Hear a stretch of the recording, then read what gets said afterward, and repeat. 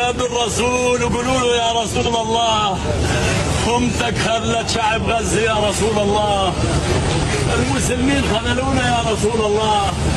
قولوا له يزيد، قولوا للرسول صلی اللہ علیہ وسلم. چلو پھر کاغذوں پہ داستانیں درد لکھتے ہیں،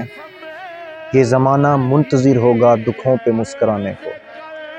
فلسطین کے یہ بزرگ اپنے پوتے اور پوتیوں سے کہہ رہے ہیں کہ جب قبر میں تمہارے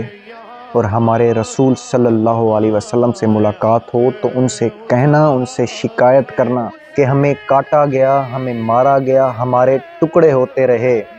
لیکن یہ امت مسلمہ بھیگی بلی کی طرح خاموش تماشائی دیکھتی رہی.